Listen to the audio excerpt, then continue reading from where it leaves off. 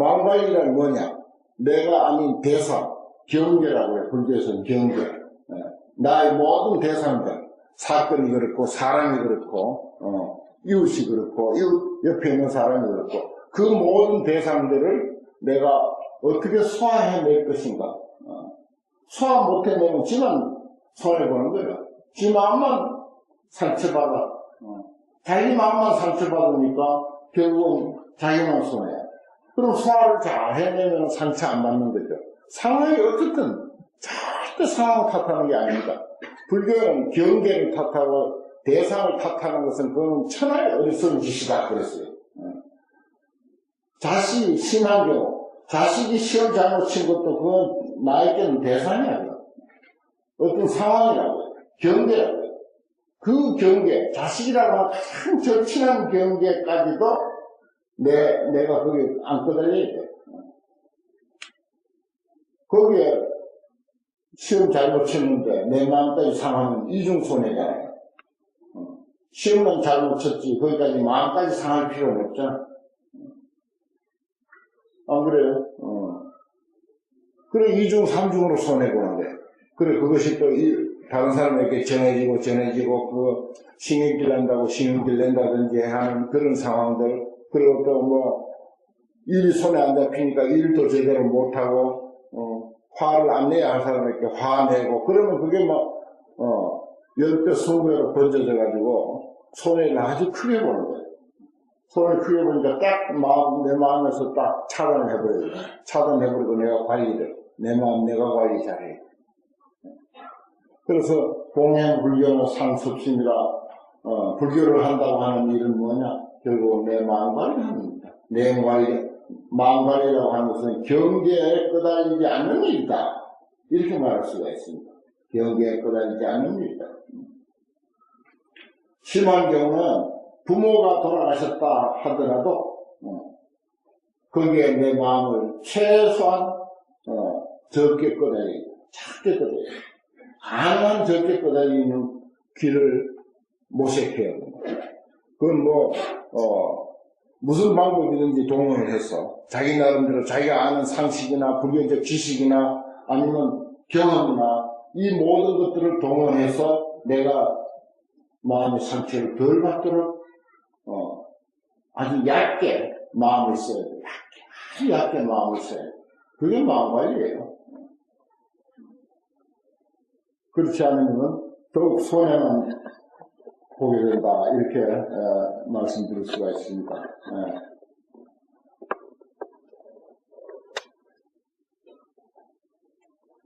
어렵지만은 결국은 답은 그 한 가지뿐이다. 그러니 어쩝니까? 어렵지만 답은 그 하나뿐이니까 어쩔 수 없는 거예요. 신의 품, 믿고 이해하는 문제, 4대 성은 부처님의 큰 제자 사리부론 앞에서 있었고, 뒤에 이제 가섭존자라든지 수고리라든지 마가정년, 마목거연 얼마나 참 기라성 같은 제자들이니까 그 제자들이 그동안 70여 년 동안 70여 년, 한 50여 년 동안 가까운 세월 부처님께 공부를 하고 그 감회 그리고 그동안 당신의 그 공부에 대해서 쭉 이렇게 비유를 들어서 이야기를 하는 대목이죠. 옛날에 어떤 사람이 있었는데 어린 아들이 있었어. 그 어린 아들이 철없을 때 집을 나가가지고 혼자 돌아다니게 됐고, 그 아버지는 아들을 찾으려고 하다가 어느 도시에서 큰 거부장자가 되었어.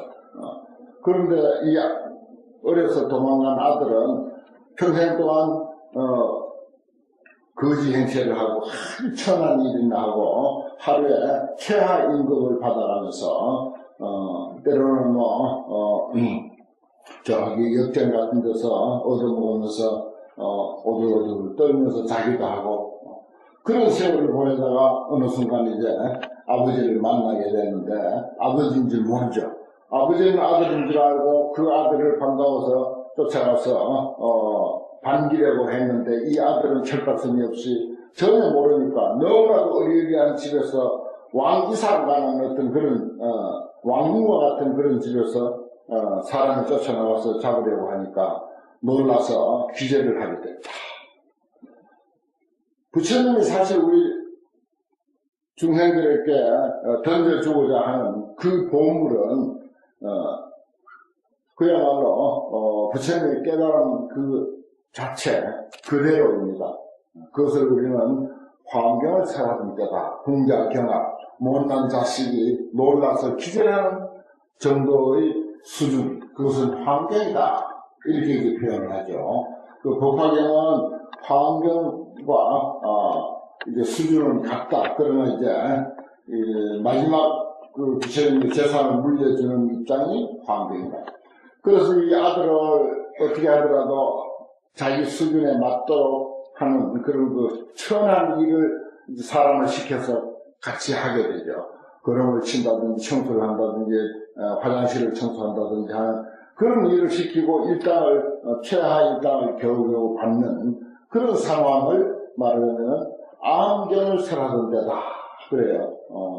그리고 또 그 천한 일만 하다가 나중에 차츰차츰 그 집 여러 곳을 이제 출입을 자유롭게 하게 되니까 자연스럽게 출입을 하게 되겠죠. 그러다 보니까 조금씩 눈높이가 높아지겠죠. 그것을 이제 방등형을 설하는 데다 그랬습니다. 출입자재 방등시라 그렇게 말해요. 그리고는 이제 오랫동안 출입하다 보니까 그 집 재산 상황을 알게 돼.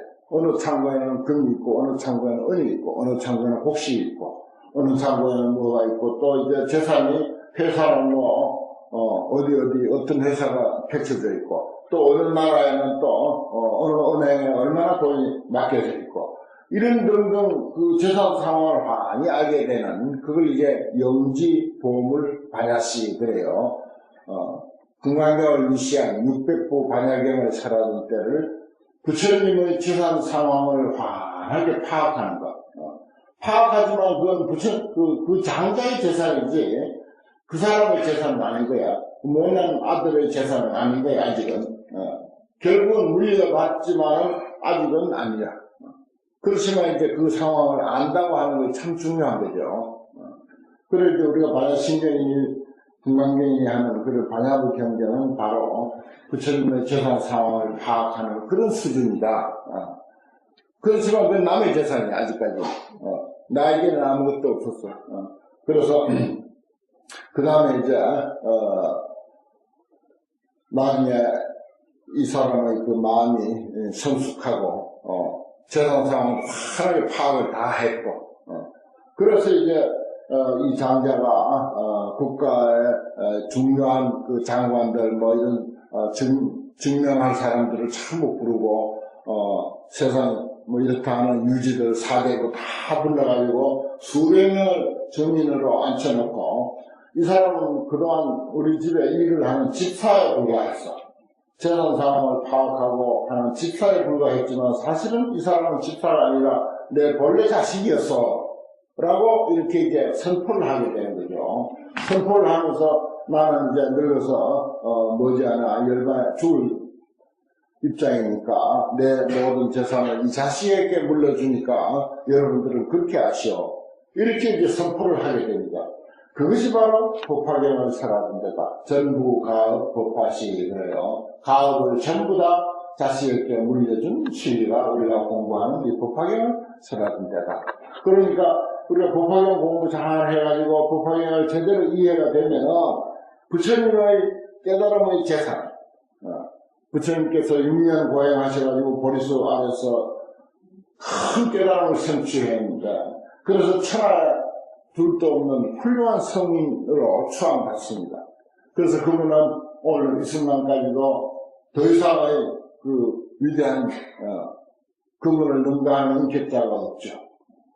그분같이 지혜가 명철한 사람은 세상에 아무도 없습니다. 그와 같은 분의 모든 그 정의적 모든 재산을 우리가 전부 물려받게 되는 것이 바로 법화경 공부다라고 하는 것입니다.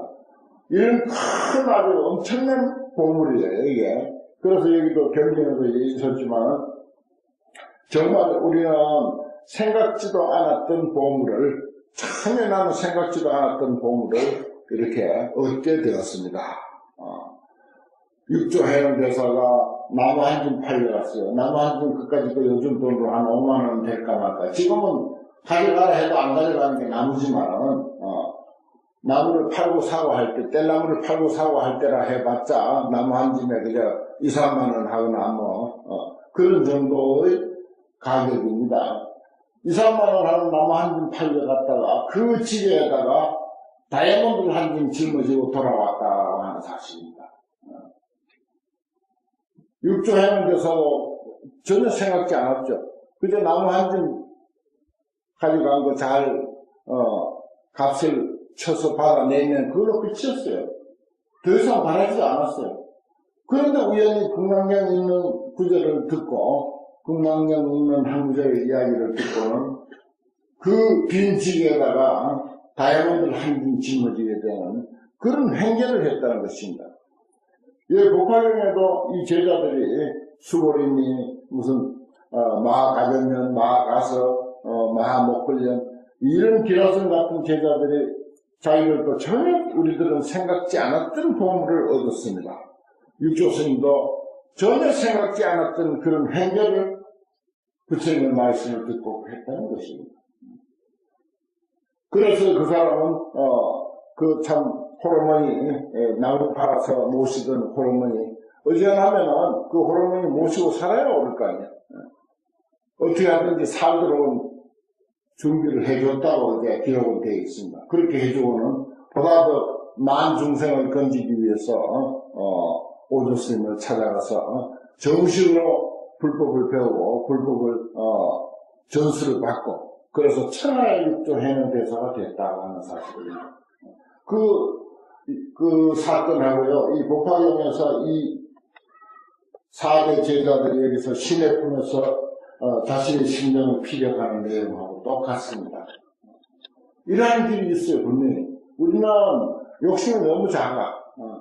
눈앞에 그저 조그마한 것밖에 욕심을 못 부려. 그저 아이가 공부 잘했으면 싶고, 그저 내 아파트가 팔렸으면 싶고, 그저, 내가 하는 장사가 좀 잘 됐으면 싶고, 아이고, 그 사람들 하는 말이야. 지금 10년째 승진을 못하고 있는데, 금년은 좀 승진 좀 했으면 싶고 하는, 그 정도밖에 욕심 없어. 왜 욕심들이 작은 거지? 겸손해서 그렇게 작은데. 예.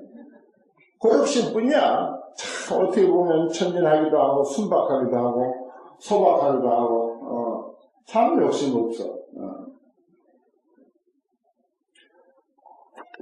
그런데, 그 육조선생처럼 나무 한 줌 줘가지고 3만원짜리에 거기다 1,000원 하나만 더 보태주고 횡재했다고 할 거 아니야. 3만원 받으면 좋은데 거기에 1,000원만 더 보태줘도 야, 나 오늘 1,000원 횡재했다. 우리들 마음은 그렇습니다. 그런데 아니나 다를까 생각지도 않던 금강경 한 구절을 듣고 그 나무 지고 같은 그 지게에다가 다이아몬드를 한 줌 줬다니까. 80kg. 나무 한 줌 80kg쯤 될 거, 80kg에서 100kg 되는데, 다이아몬드 80kg 되면 그 값이 얼마입니까, 도대체? 80kg짜리 다이아몬드를 지고 왔다니까. 그런 길이 있다고요, 이 불법 안에는. 그래서, 그 육조 대사가, 그 호르몬이를 그냥 남겨두고, 보다 더 큰 일, 인류를 위해서 출가를 했던 것 아닙니까? 그래서 오늘 또 육조해는 하는 거지. 대한민국에서도 육조해는 스님이 사셨던 그 교화를 펼쳤던 거기, 보림사가요. 거기에 가서 참배도 하고, 많은 그 행적을 가서 본받고 오기도 하고, 그런 상황입니다. 자, 오늘, 법회지, 거기에 실려있는 내용을, 같이 좀 보도록 하겠습니다.